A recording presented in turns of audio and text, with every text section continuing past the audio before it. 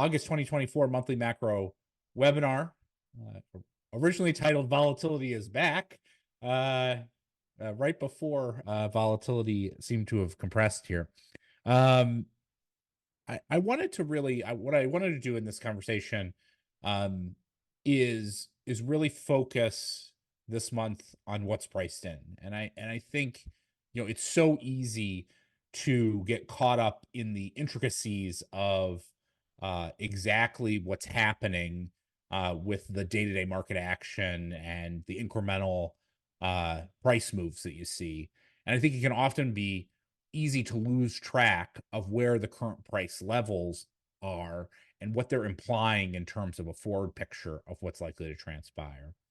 And so, and whenever you trade markets, what you're trading is not is relative to the consensus expectations that are built into that market pricing. And so in order to generate alpha, you have to have a divergent view relative to the consensus expectations. So in order to understand whether or not you're divergent from the consensus expectations, you have to understand what those are. And so what's priced in is often, the easy part of trading markets, but it's so often overlooked, particularly in times of market volatility. And so let's start with what is priced in to the US markets. This first chart gives you a picture of what's going on with short rate pricing. And basically, over the course of the last couple of weeks, we've had a relatively significant shift in short rate pricing in terms of what's priced in for cuts. And this updated as of a little bit ago. What we see now is over the next year, somewhere between 175 and 200 basis points of cuts that are currently priced into the market, including 3.5 cuts, give or take, priced in for the rest of 2024. That's really important to understand because what that does is it sets the foundation for the bond market and for all asset prices in terms of what's likely to happen. And when we look at this sort of pricing, it's been a relatively acute shift in terms of the pricing. It wasn't that long ago, just at the beginning of in the early part of July, where we had US twos at about 450, and they moved all the way down to well below 4, then popping up in the last couple of days. And that magnitude of shifts has now been priced in a way where essentially there's a lot of cuts being priced in really over the course of the next 6 months by the Fed, almost 150 basis points priced in the next 6 months. And then the following 6 months, 50 more basis points, give or take. That's a very interesting pricing structure because what it implies is essentially a very rapid economic deterioration. Typically, the Fed only cuts at this pace of rates that are priced in when we have a relatively severe economic downturn. And so that's what you see in these charts here, which is we're giving some perspective on historically how much, what has been the 12-month change in Fed funds, what has been the 6-month change in Fed funds. And those lines that you're seeing are essentially what's priced in at this point. And what you see is that essentially the type of monetary policy that's being easing that's being priced in, those were the things that happened. That pace of things happened, particularly if you look at that 6-month chart, in the middle of COVID, in the middle of the financial crisis, in the middle of the tech bust, and in the 90 downturn. So in the depths of those recessionary periods, you saw cuts over a 6-month time frame in line with what's currently priced in, and over a 12-month time frame, the cuts were a touch bigger in the COVID period and in 2008 and 2000, but not wildly far off with what's priced in. And so essentially what that highlights is it highlights that short rate pricing right now is pricing in essentially a recession, an acute recession type dynamic into the short rate market. And in addition, on top of that, what we're seeing is that the yield curve, while it has steepened to some extent through this period, relative to recession periods, it's actually not all that steep. And so we still have a story where essentially, depending on how you want to think about it, we basically have a still close to zero term premium priced in to the long end of the bond market. So very, very quick cuts priced in, akin to a recession, no risk premium priced into bonds. And that's basically what's going on in the bond market. Now let's turn our attention to stocks and what's priced into stocks. On the left-hand side, what you see is the PE ratios. These numbers are through the end of July. And since we've done a nice round trip here so far in August, they're largely representative. What you see here in terms of PEs is we're not at quite the levels on forward PEs that we were in the tech bubble, but we're pretty darn close. And it would only take something like a 10% further rally in stocks to get us to 12-month forward PE levels that are on par with what we saw during that period. Of course, we also saw relatively elevated PE levels coming out of COVID. That was a bit of a different circumstance because it was a post-recession environment, and interest rates were close to zero at that same time. So probably the most relevant corollary is where we were in the tech bubble and bust, and the pricing looks consistent with what we saw in the tech bubble. Now, many people will argue that the earnings picture today for companies is quite a bit better than where we were in the tech bubble. Tech bubble, pets.com, etc. The whole sort of story of that period was that there was a lot of investment and there wasn't a lot of earnings that came with that investment. And it's true, earnings are much stronger today than they were back in the tech bubble and bust. But what we're paying for those earnings is not that much different. And so while it's true there are more earnings, we're also paying a lot more for those earnings. We're paying as much for the same dollar of earnings today as we did back in the tech bubble. In addition, this perspective is on 12-month forward earnings. Now, let me emphasize, forward earnings are not actual earnings. Forward earnings are expectations of earnings. And so when we look at what the expectations of earnings growth are over the course of the next 12 to 18 months, what we see is earnings are expected to grow in mid to high double-digit range, with sales growth priced or expected to grow right around 5%, not that far off from what you see in nominal GDP. And instead, what we're expecting to see is margin growth to expand considerably over that same time frame. Something like 10% of the earnings growth to come from margin expansion. And you can see on the right-hand side, what that pricing looks like, what that expected growth rate looks like relative to past earnings growth periods, where mostly you've only seen earnings growth that is as strong as what's currently priced in periods where you've had a significant rebound, basically, from a recessionary period. It's very unusual to see earnings growth of this magnitude in a late cycle environment. And this gives you some perspective in terms of the different pieces. There on the left-hand side, what you see is the expectations of margin growth over the course of the next year. And into 2025. And what you see there is the expectation that you're going to get, in total 15% earnings growth through 2025 relative to 2024, but you're only going to get nominal GDP, or you're only going to get sales growth around 5%, although that's ticked up a little bit. And if that's the case, then, the difference between those two has to come through margins. And that's a relatively substantial expansion in margins expected. And then from a risk premium perspective, what you're seeing in equities, a lot of different ways to think about equity risk premiums. But the way I'd emphasize equity risk premiums today is, look, PEs are quite elevated relative to what we've seen over the last 15 years. So too are interest rates, meaningfully more elevated relative to what we've seen over the last 15 years or so in the post-GFC period. The result is that the risk premium that you're earning on holding equities relative to bonds has compressed considerably.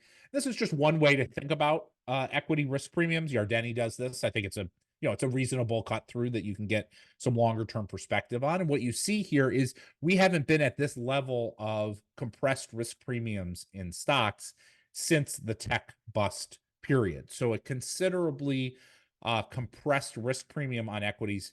You have very high PEs, very high earnings growth expectations, compressed risk premiums. And so really what you're seeing is that analysts and investors are pricing out relatively, quite strong equity outcomes. And I think a big part of that is basically from a thematic perspective, comes down to three basic themes that have driven a lot of the strength in stocks over the course of the last really like 18 months or so. The first is, and probably the biggest, is pricing in an AI boom. And that AI boom, I'll go into in a little bit more detail in a minute, is really a combination not just of increased spending on infrastructure related to AI, plus productivity gains related to AI, but in particular, pricing in significant margin expansion in addition to the top line improvements that would come from AI. Notably, what we've seen over the course of this earnings period is that while earnings growth for AI related companies, has not been too bad, and the surprises, if anything, have tilted a bit positive, other than Tesla's outcomes. For this quarter specifically, those stocks have generally done quite poorly. And I think what that emphasizes is like, look, you could focus on any one quarter's earnings. Earnings always, basically surprise to the upside because they get reset down. The real question for these stocks is not what is earnings this quarter. The real question is, what does the outlook look like over the course of the next 24, 36, 48 months? And I think what you're seeing here in terms of the equity response for a number of these AI names through this earnings period is a reflection of the fact that the indications are there's real questions about whether AI related activities are going to deliver the type of earnings growth that are being meaningfully priced in to these stocks, plus the rest of the market, which we'll talk about. The second thematic story that was an important driver of equities pushing to highs really in July through mid-July was the expectation of a corporate-friendly administration being elected. Those expectations peaked in mid-July and have fallen considerably since.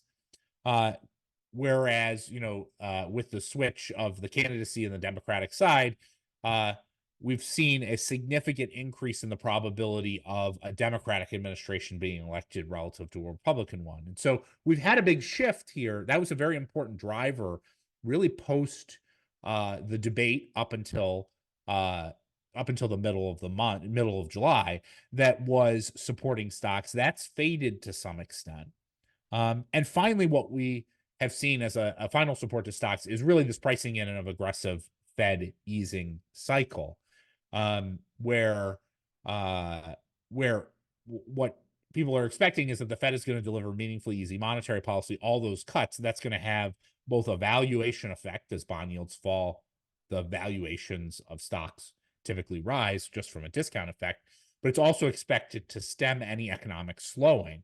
And so you see this combination of themes, all of which were very important in terms of being supportive to stocks, and all of which from a fundamental perspective are starting to roll over a bit in terms of what they're showing, except for, I guess you could say, the Fed easing cycle, although in the last little bit, you've seen that move in the opposite direction.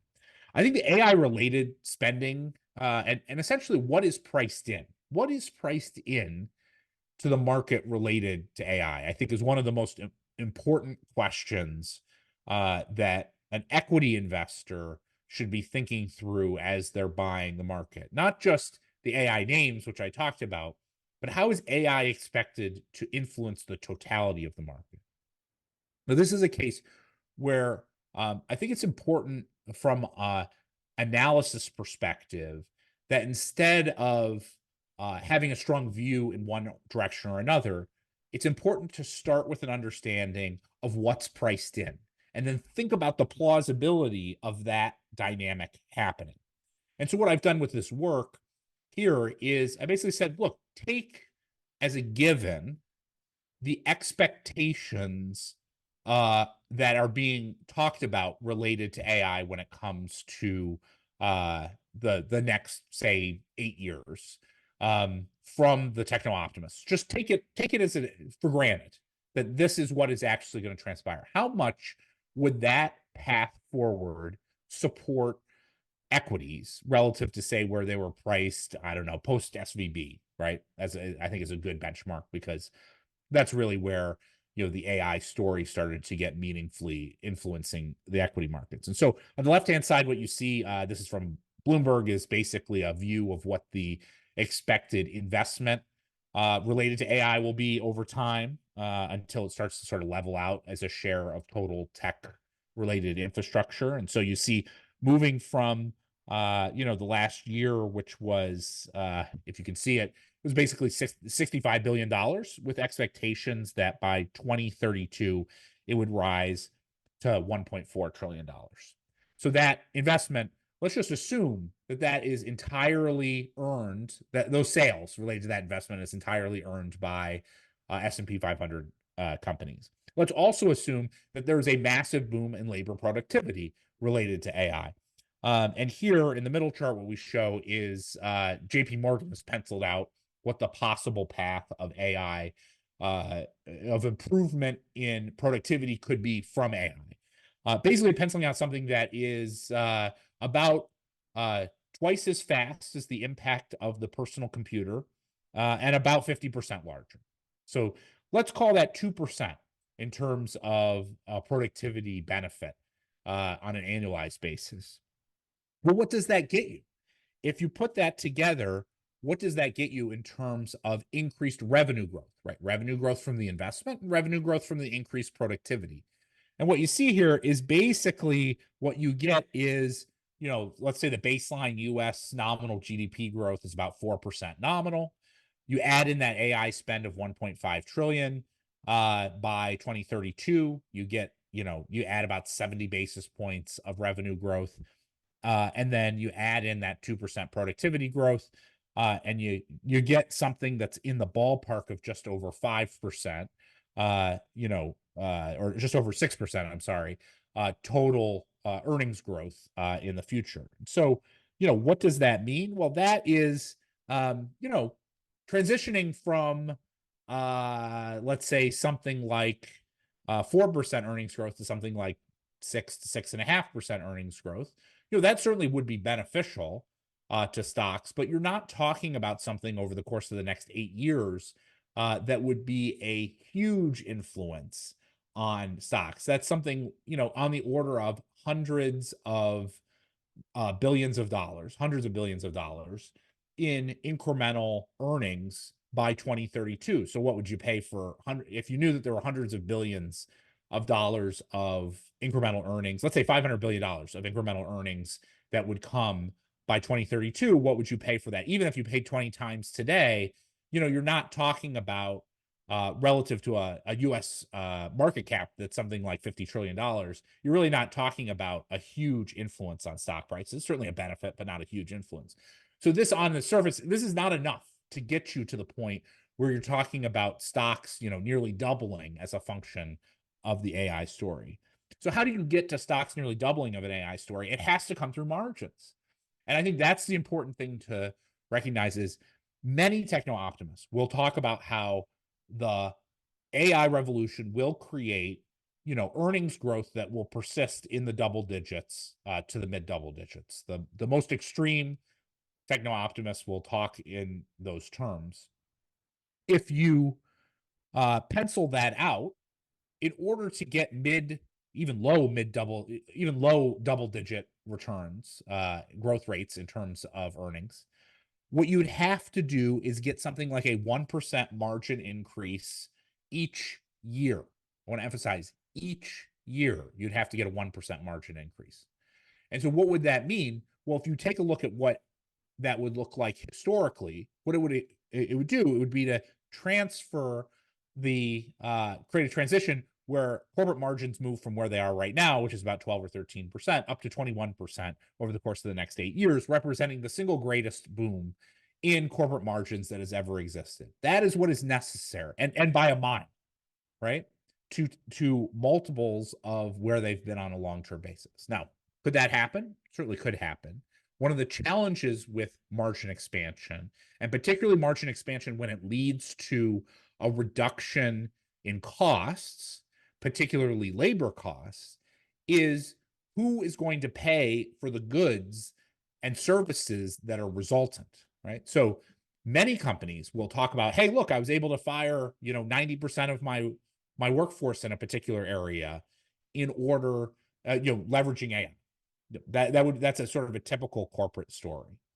The thing that doesn't get, and then that sort of gets extrapolated. Well, hey, look, we can just, essentially gain all of that in terms of reduced headcount and maintain our top line revenue. But one of the most important things that anyone who lived through the tech boom learned was that one person's income is their spending.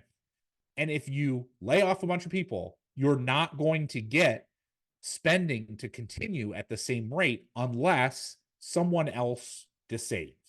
And so that's the basic question, is if you're going to get the sort of earnings growth that is essentially priced in, and this priced in earnings growth, would be enough to basically double the S&P 500 from where we were in the post SVB period if you put 20 times earnings on it. In order to get this kind of earnings growth and this kind of sales growth, some sector of the economy has to then change their savings rate to disave in exact offset of the margin increase that you see in the corporate sector. And that is going to be very hard because corporations in general represent roughly all the GDP in the economy, give or take. And so the question is, okay, which sector of the economy is going to disave at a rate of 8% of GDP a year? Could we have a fiscal deficit that expands by 8% of GDP? It could happen, but that would be relatively extreme. Could we have households that are at their lowest savings rate in decades? Would they dip in and meaningfully decrease their savings rate? That's possible. But the overall story, which is very important to recognize, is that in order to get these outcomes, what we have to have is a level of disaving by some sector that creates the profit, the flip side profitability for the corporations to represent the type of earnings growth that's being expected in these in the current pricing of the AI boom in the stock market. And that right there, that is a very, very challenging story to play out. So if you just take your baseline, right, and you say our baseline earnings over the course of the next 8 years from now would be something like a little less than $3 trillion of earnings that would come from the S&P 500. Add in that baseline, add in that AI investment, add in that productivity growth enhancement. 2% productivity growth was very, very high over an 8-year period. You get something like, $500-600 billion of incremental earnings. In order to get the type of earnings that are expected, you have to add another, say, $2.5 trillion of earnings on an annual basis. That's what's necessary. And that's what you need to have. That's where you need to get this sort of extreme margin expansion. So, and that's what's priced into the market, right? Is essentially what we've seen priced into the market over the course of the last 12 to 18 months. As stocks have risen considerably, is, you can think about it, something like $2.5 trillion of forward earnings priced in 20 years or 8 years from now at, say, 20 times PE, and you get something like, a doubling of stocks. And that's not far off of what we've experienced, right? So I think that's a pretty extreme pricing that you're seeing in the market related to the AI boom, particularly in the context of recent earnings reports where a lot of these companies are looking at this and saying, hey, look, are we really getting the type of profitability that's being talked about in this area. Now, coming back to the sort of cyclical picture, I should say that gives you the basic picture. What's priced into the asset markets and stocks and bonds is a relatively extreme cutting cycle commensurate or consistent with a acute recession. That's what's priced into the bond market. What's priced into the stock market is the greatest technology boom of the last 100 plus years, probably twice as big as the greatest technology boom of the last 100 years. And those things are pretty inconsistent with each other in the sense of one is pricing essentially a 100% chance of immediate recession, and the other is stocks are pricing in essentially 0% chance of immediate recession and a boom. And that's really an interesting story because if you look at what's actually going on, neither thing has happened. And what's happening instead is we're experiencing what is kind of like a very normal late cycle environment where growth is very modestly softening, and that's what you see here. Real nominal growth is moderating a little bit. Real growth is moderating a little bit. We're seeing areas of the economy that are softening, but nowhere near the growth boom that's expected on the stock side, and nowhere near the immediate recession that we're seeing on the bond side. Timely measures of growth don't show anything like the type of acute slowdown that was feared, I guess, 7 days ago or something like that, particularly coming out of the employment report. And here's just two measures of timely growth rates, which on the left-hand side, it's a weekly growth measure leveraging 10 different measures. And you see, honestly, not much is going on. It's kind of been bumping around 2%, give or take. And on the right-hand side, you see the Atlanta Fed GDP Now measure, which is early in the quarter. So you don't want to take it so literally, but certainly none of the information that we've seen would suggest that we're seeing an acute slowdown, including today's information about retail sales, which, was pretty strong, all things considered. So in a lot of ways, it's a Goldilocks growth rate in the sense of it's not too hot and it's not too cold, but it's imperfect for both stocks and bonds. There's been a lot of talk about what's going on in the labor market, and I figured I would just take a moment to dive into that a little bit. When you take a look at what's going on in the labor market, we have had a meaningful move up in the reported unemployment rate. I think it's important to recognize under the hood what's been driving that, particularly over the last couple of months. Overall, if you look at the last 12 months, the unemployment rate has risen by about 0.7%. What's been driving that, about half of that, give or take, a little more than half of that, has been driven by what I describe as either transitory employment related issues, which is those employees on temporary layoff, or driven by positive dynamics in the labor market, which is getting new entrants into the market. And new entrants naturally don't immediately get hired. They often are unemployed initially as they enter the market and then eventually get employed. What you see there is 24 basis points in terms of reentrants and new entrants, plus 20 basis points of temporary layoffs. You add those two things together, you've got something like, 44 of the 71 basis points of unemployment rate rise, which are, not necessarily a bad or likely to be sustainable over time rise. And so more likely what's going on here we see is that the labor markets are very slowly loosening in a pretty positive way, in a way that's mostly driven by supply, which is what you see over here on the right-hand side, which is if we just look at prime age workers, which is really where the majority of income is earned and the majority of spending comes from.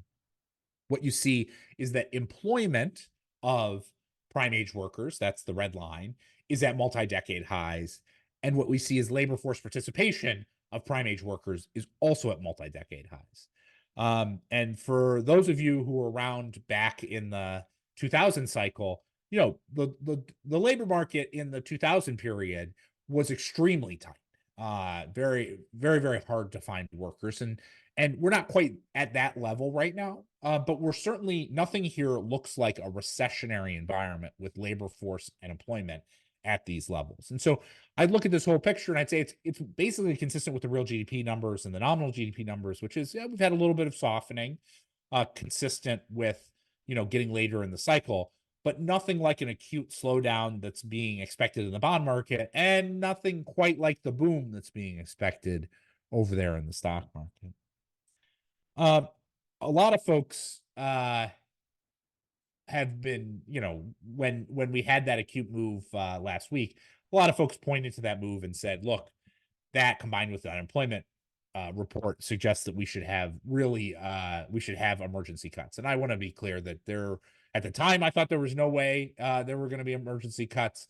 And there continues to be no reason for such behavior. Emergency cuts happen when there is an acute credit deterioration or financial stability deterioration. And what you see there on the right-hand side, is a bit tongue-in-cheek around people calling for the Fed put to come into the money when you saw that little wiggle up, whereas the actual Fed put came into the money, I'd argue appropriately, during COVID, when there was serious concerns about credit risk, the economy, and the financial markets. If anything, actually, financial stability, particularly financial stability that the Fed focuses on, which is what's going on with the commercial banks, has shown signs of normalization over the course of the last year in the post-SVB period. While there was a lot of concerns coming out of SVB that the banking system would experience a significant deposit flight, loan losses, or deleveraging, we really haven't seen that. And if anything, the most recent SLUs, which came out during the market volatility last week, really point to the fact that we've had now essentially a normalization of what's going on in the banking system relative to history. And so that's basically what we're seeing here. The Fed is not going to look at either of these measures and have meaningful concern about financial stability. So that's about the growth picture. If we talk about the inflation picture, I think the basic question continues to be, will inflation come durably back to 2%? Now, we've had a couple of good months of inflation data, and I think that's that's been a positive in terms of giving some signs that we might be moving in that direction. But the question is that going to be sustainable?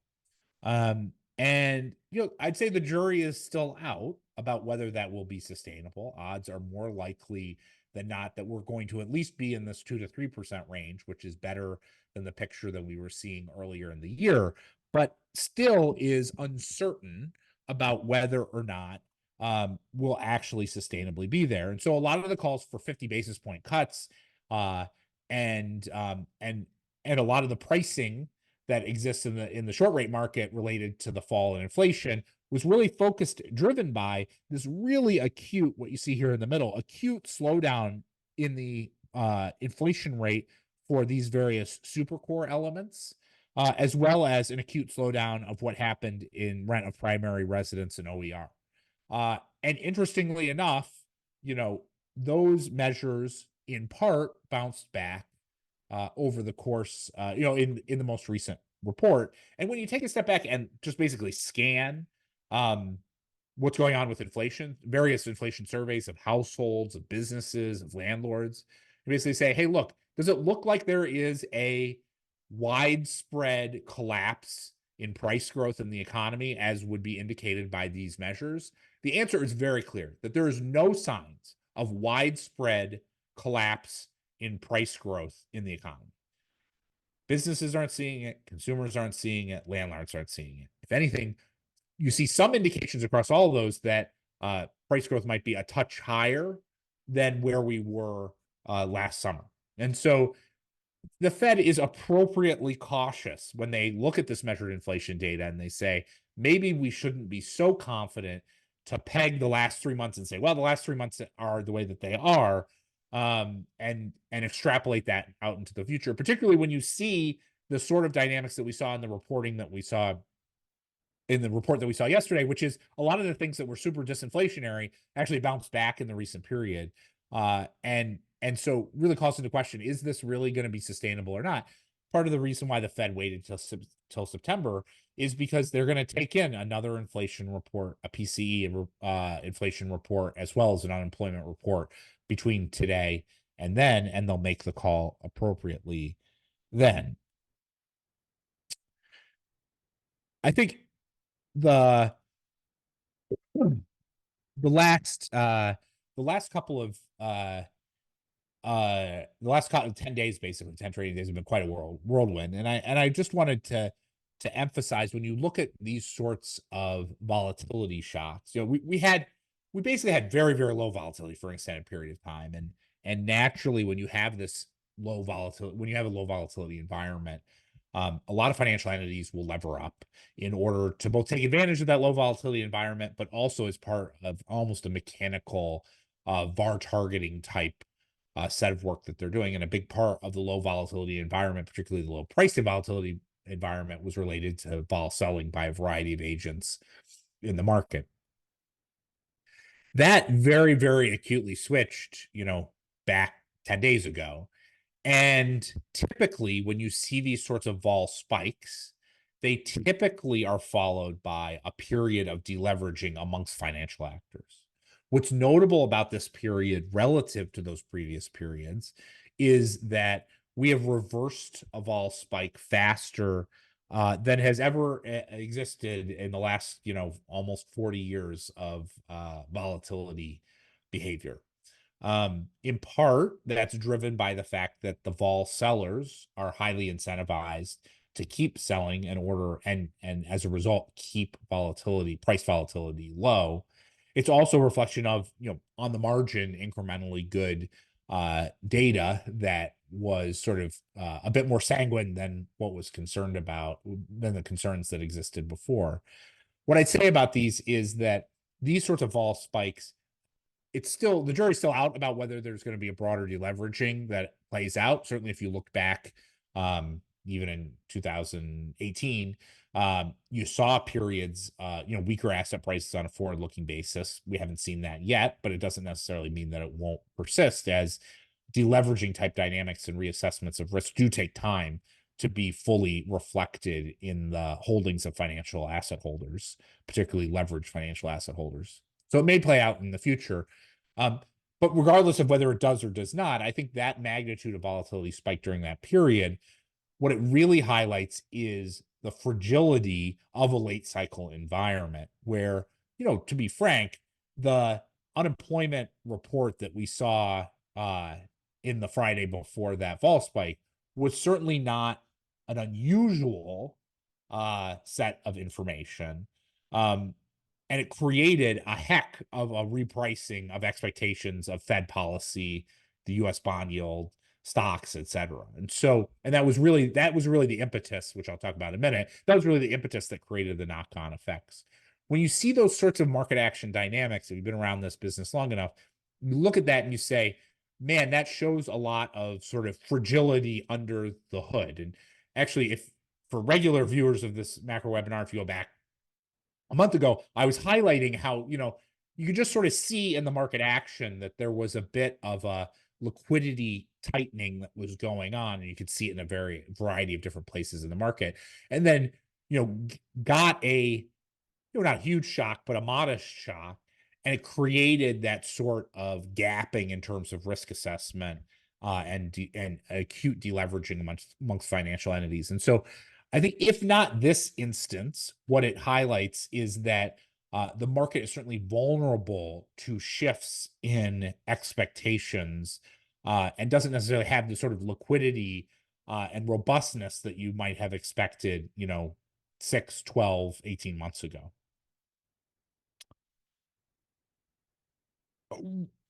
Just to finish up that topic, a lot of folks have talked about the yen carry trade being the primary driver of what was going on, in particular because you saw significant market action in Japan on that Monday.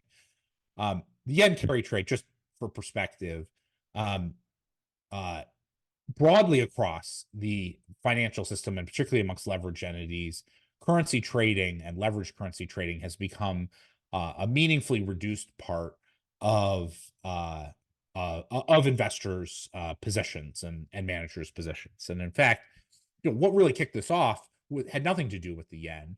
What kicked this off was a soft CPI report, which created an acute rotation from high growth stocks to Russell 2K stocks, particularly from equity market neutral managers that were holding that diff position and got caught in a short squeeze. That had nothing to do with the yen.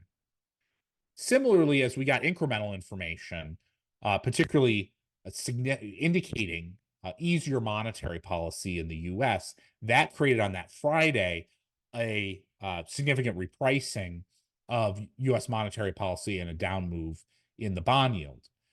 The fact that we then saw the market action in Japan was more a function of the fact that the yen is trading off of US bond yields than it was something idiosyncratic to Japan.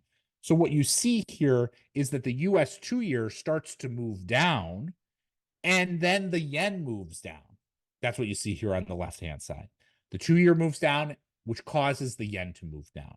And the reason why Japanese stocks fell was because you had a massive rally in the yen, which created a meaningful repricing of Japanese stocks, which are mostly global in nature and mostly earning offshore revenue and earnings. And so therefore they're particularly sensitive to the yen moves because it has a translation effect to the price of their stock in yen terms. And so when you saw that move in yen that you see here, that then created the hit to Japanese stock prices, and in particular in a illiquid market, particularly early on Monday morning, that created that knock-on effect. And so the story was not the yen rallied and then you saw all this other market action. It's not what happened. What happened was US bonds rallied, the yen rallied, Japanese stocks fell. They fell significantly in an illiquid market, which then created a broader repricing of risk, which created a reinforcing dynamic in the US. Going on is a repricing of US assets and US growth expectations driving the rest of the asset markets. The last thing I'll end on here before I get into the questions, which is kind of been simmering in the background, hasn't really been talked about that much because we've had some of these other dynamics happening in the US and in Japan, is the significant weakness in China. And I think this period is very interesting. We've seen a couple of new data points come out that really highlight the fact that China is in a deflationary depression. And I use depression not because growth is falling off a cliff. The point of depression, the word depression is not about a growth rate. The word depression is about macroeconomic dynamic. And what that dynamic is that shifts in a typical recession. Let's separate recession from depression. In a recession, you have a slowing of borrowing as interest rates are elevated, and then as interest rates fall, borrowing recovers, which creates a recovery in the economy. In a depression, essentially the over-indebted sectors that had been borrowing are unresponsive to a decline in interest rates. And therefore, despite the fact that interest rates fall, they don't pick up their borrowing, which creates an improvement in the economy. And that's exactly what we're seeing in China, is the over-levered household and corporate sectors are not borrowing, despite the fact that interest rates have fallen considerably in the market. And so that depression environment, the way that gets resolved is through a decline in the currency. It gets resolved basically through a massive easing, right? Just think about how did the US and other developed economies get their economies resolved during the global financial crisis. It was a massive easing, right? Both fiscal and monetary. And so far, Chinese policymakers have chosen not to engage in that massive policy easing, that meaningful policy easing necessary to break the depression cycle that's going on there. And we've gotten a couple of extra data points, which I think are interesting, particularly around the currency pressures that exist in China. And so what you see there on the left-hand side is basically, despite the fact that there is an incredible trade balance that China is experiencing, what we see is that FDI flows and other capital flows are flowing out of China about as much as they possibly can, creating a very fragile currency. And I think the stress period recently is very interesting, that despite the yen's move so significantly higher, all China could do was basically move the currency back to the middle of its pricing band instead of actually taking it as an opportunity to move that band higher, reflecting the very weak structural conditions there. In fact, things are so bad in China that they've decided to basically stop reporting the information. For instance, the capital flows into the Japanese or into the Chinese stock and bond markets are so negative that they've just stopped reporting the Stock Connect flows, lest anyone have any idea how weak they are. At its core, there was a possibility in China that the third plenum, which is an every roughly 5-year meeting that sets out the strategic vision of how the Chinese economy is going to be managed, that we could have seen indications of a big bang response to this deleveraging or depression dynamic. And in fact, we saw exactly the opposite.